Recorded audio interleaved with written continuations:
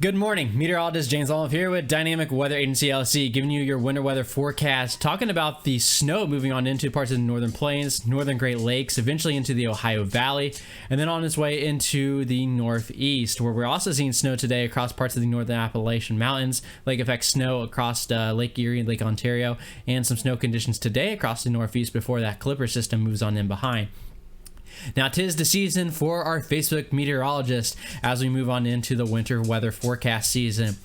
As I mentioned in yesterday's video, this is something I talked about that's going to be showing up quite often on social media. The graphic on the left is someone who's basically taking the GFS model, going all the way out 200 some hours, showing the worst case scenario, showing multiple storm systems piling up on top of each other, trying to get a whole bunch of likes and shares on social media. While the middle graphic right here is from, the Weather Prediction Center, meteorologists with degrees who have a lot of years of experience forecasting for winter weather. And can you guess which one of these forecasts saw the most likes and shares on social media when it's shown to the most people? If you guessed the one on the left, you'd be 100% right. Now, something I want to talk about here at Dynamic Weather Agency, I do give zero hype on my forecast. I give you guys my honest opinion what I think is going to happen. I do no scare tactics. I don't use all caps, and I'm not going to overuse exclamation points. I get straightforward with it, with what I'm going to do with my forecast and my honest review. I use my years of experience in meteorology to come up with my forecast, and I don't try to overdo it. Like I said, deterministic models of 120 hours plus means nothing to me, and it has no forecaster insight for the most part, and it takes no skill to do that. That's why us meteorologists are here to look at the models, do a whole bunch of years of experience looking at the models, using our knowledge to adjust those models to come up with a better forecast than what you're seeing there on the left. Now, taking a look at our headlines for today, we're going to be, again, like I said, talking about that Clipper system moving into the northern plains, eventually into the northern Great Lakes, the Ohio Valley, and then eventually off into the northeast. I'll be taking a look at our current National Weather Service hazards, that winter storm severity index, along with our weather models, including forecasted snowfall, ice accumulation, and our below average temperatures. Now, taking a look at our radar this morning, you can see we have precipitation moving on into parts of North Dakota and into parts of South Dakota. Again, you can see some of those snow showers and some of that mixed precipitation moving on in on the southern half of that storm system, along with some snow and some precipitation moving on into parts of the Appalachian Mountains and into parts of the northeast. Again, you can see some of the snow conditions across portions of West Virginia that we saw overnight and this morning, moving on its way into western PA, kind of decreasing as the temperatures begin to warm on up, but we're still seeing some of that rain continue to push on into the northeast, along with some lake effect conditions across Lake Erie, and expected to develop today across Lake Ontario. Some scattered rain and snow showers across Michigan this morning, and some lake effect across the UP of Michigan.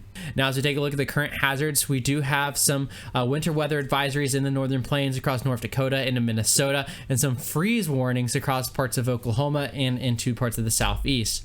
Now, as we take a look at some of those freeze warnings across Oklahoma, including much of central, western, and eastern Oklahoma today, including Oklahoma City, you can see we had those freeze warnings in effect, and those have expired by the time you guys are seeing this video. They expired at 9 a.m. Central Standard Time, and those are for those sub-freezing temperatures of lows as close to 26 degrees Fahrenheit this morning.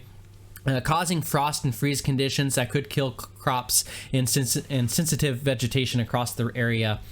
Now, as we take a look at some of those low temperatures that we saw this morning, again, we did see some lows near 25 degrees Fahrenheit, up to the low 30s across the region, again, bringing those impacts to sensitive vegetation and frost across the area. Now, tomorrow, these are freeze warnings already in effect from 9 p.m. this evening till 8 a.m. Central Standard Time tomorrow. For some tomorrow temperatures are forecast to be between the upper 20s to the low 30s across Alabama, Mississippi, into Georgia, and parts of Tennessee tomorrow, again causing those same impacts, frost and freeze conditions that may kill sensitive vegetation and unprotected outdoor plumbing conditions. Taking a look at those low temperatures forecast tomorrow, like I said, upper 20s, low 30s across the region, 29 in Columbia, 29 in Chattanooga, 26 in Asheville, 31 in Birmingham, 32 in Columbus, 34 in Yazoo City. So rather cool conditions tomorrow morning, again causing those freeze and frost conditions, especially conditions to sensitive outdoor vegetation. Now we do have those winter weather advisories across North Dakota and Minnesota, basically all the way until about 9 p.m. Central Standard Time. Those eastern warnings for Grand Forks basically is for additional snow accumulation of 2 to 5 inches today, so plan on some slippery road conditions, while those warnings further on to the west, including places like Bismarck, that's going to be for some mixed precipitation, including freezing rain, sleet conditions, snow, so some snow accumulations of 1 to 2 inches, along with some 40-mile-an-hour wind gusts are going to be possible across this area, and also plan on some slippery road conditions with that. Now, like I said, some windy conditions are possible with those western portions of those winter weather advisories, so we do have some wind advisories, watches, and warnings in effect right now. Again, taking a closer look, Great Falls in some of those wind watches, but for the most part, to the east of there and to the south, including places like Rapid City, we do have some wind warnings in effect, and including Cheyenne, Wyoming, where we are going to see some very gusty winds today. Here's the maximum wind gust swath by the HRRR model. Again, you can see all the way from the northern plains all the way into basically the Corn Belt, all the way into Iowa and into Illinois, expecting some gusty winds today, 30 to 40 miles per hour possible within some of these regions. As we take a look at our forecast from the HRRR model, we'll see those wind gusts increase by the time we get into the afternoon and into the evening hours, and that's going to be due to the deepening of this low pressure system, causing that tight pressure and contour gradient aloft as that low deepens in the low at the surface and in the low levels. As we take a look at our forecast QT, again, I showed this yesterday. Again, today's forecast, similar conditions as yesterday. Winds in phase, strong low-level jet of 55 knots with winds just above 700 millibars approaching 70 to 80 knots. And we have those steep low-level lapse rates approaching 9 degrees Celsius per kilometer. So that's telling us how fast those temperatures are decreasing as we move on up into the atmosphere, decreasing about 8 degrees Celsius per kilometer that we go up in the atmosphere, creating those steep lapse rates, allowing for a lot of turbulent mixing of the atmosphere, allowing for those cooler air and those winds aloft to rush on down to the surface. Here's the National Weather Service maximum wind gust forecast for the next 24 hours. Take a look at that across parts of the northern plains, Montana, parts of southeastern North Dakota, into western South Dakota, and across Wyoming. Winds of 60 to 70 miles per hour. And take a look near Cheyenne. Winds could be anywhere from 70 to even 80 miles per hour with gusts across that region. So it's going to be interesting seeing some of those wind reports later on today across that area. Before I continue with today's video, I do encourage you guys to hit that like button down below and subscribe to our channel. It does help out that YouTube algorithm, allowing my videos to be seen by more people and allowing me to do my part as a Weather Ready Nation ambassador to promote a Weather Ready Nation by conveying you guys the message about the weather impacts that we are seeing today. Also, head on down to that description section, find the links to our social media pages here at Dynamic Weather Agency and my personal social media pages, along with the links to our website, dynamicweatheragency.com, where you can find more weather and forecast information on over there, along with the link to our Patreon page if you'd love to help support this channel. I also encourage you guys to send us your weather-related photos and videos. I'd love to share those in future and upcoming videos and on our social media. So be sure to send us those weather photos and videos, and be sure to give us a tag. Now let's get back into today's video. Now, talking about our Clipper system, taking a look at our Winter Storm Severity Index, what components that go into this index. One, we're going to be taking a look at the snowfall amount and the rate at which that snow is going to be coming down. We'll be taking a look at the snow load, which is basically looking at the weight of the snow. Is this going to be a light, fluffy snow or a wet, heavy snow? We'll also be taking a look at some wind conditions. Will we see some blowing snow, some reductions of visibility, along with the potential for surfaces to become ice covered and some ice accumulation. Now, taking a look at our day one winter storm severity index, we're only going to see some minor impacts across parts of North Dakota into parts of Minnesota, for the most part with this Clipper system. And basically what those minor impacts are roughly equating to those NWS advisory level criteria that we're seeing, which is why we have some of those winter weather advisories, indicating that we're going to see some minor disruptions primarily to those who are not prepared, and minimal recovery time will be needed after the event. Now, what we're going to be seeing is we have that deep upper level trough moving on through the region, and we have a short wave ejecting out right behind that area that's going to bring us this next Clipper system. Here's a snapshot of that, again showing that deep upper level trough, and that trough axis is going to be bringing some of that precipitation and some snow conditions across the Appalachian Mountain region and up into parts of the Northeast today, along with some lake effect snow conditions behind that. With this shortwave moving on out behind it, that's going to be bringing that clipper system, bringing more snow to the northern plains, the Great Lakes, and into the Ohio Valley region. And as you can see here, we also got a ridge that's going to be building on into the west. That's going to be bringing some warmer temperatures back in as we take a look at our temperatures. So behind that trough axis and that shortwave, cooler temperatures for the eastern half of the United States, but a ridge will be developing in the western half of the United States, bringing some warm conditions back on in. Again, showing you that here's that ridge developing in the western United States and that trough in the eastern United States. As we took a look at our radar earlier on in this video, we did see some of that snow and some of that mixed precipitation pushing on through North Dakota and into portions of South Dakota. As we go throughout the day, this is going to quickly slide its way to the south and the east with that advancing shortwave, with that precipitation moving on into Minnesota, wrapping around that low, bringing precipitation into Wisconsin by the evening hours into the overnight. As you can see, we'll maybe see some lingering snow showers move on into portions of North Dakota by the time we move into the overnight hours and by midnight here Central Standard Time. And by the time we move on into Sunday, we'll see some reinforcing, a little bit warmer air move on in. This will bring some more mixed precipitation to the northern plains Sunday and into Monday, where we'll see that transition back into some snow by the overnight hours on Monday across parts of North Dakota and Minnesota. Now, as we take a look at our snowfall totals for this clipper system across parts of the northern plains, this is the European model solution right here. The European model is suggesting maybe some higher snowfall totals across parts of northern North Dakota, but for the most part, pretty decent swath of 1 to 4 inches of snow across the region right here. Here's the European model, similar conditions, and here's the European ensemble forecast. A little bit less across parts of northern North Dakota, but you can see some of those contours on up there indicating almost the same thing. The Icon model is a little bit different, and this is the only one that's got a slightly southern track of the snowfall across the region. But as we take a look at the NAM and even the National Weather Service blend of models and the National Weather Service forecast, for the most part, all of our models are indicating rather good consistency of the placement and the intensity of this snowstorm system. As we take a look at our forecast right here, we got a pretty large swath of 1 to 3 inches of snow indicated by that second color of blue, with a darker color of blue near Grand Forks, indicating a small swath of 3 to 5 inches of snow, indicated by our forecast. Some lake effect snow conditions across the UP of Michigan for the most part. Now, as we take a look at some of the forecasted ice accumulation across the southern portions of the storm system, there is going to be the potential for ice due to some warmer air moving on in. And as we take a look at this from basically Minot down to Jamestown and from Dickinson to Bismarck to Aberdeen, we could see up to 1/10 of an inch of ice accumulation across the area, but for the most part, ice accumulation should be less than 1/10 of an inch across the region.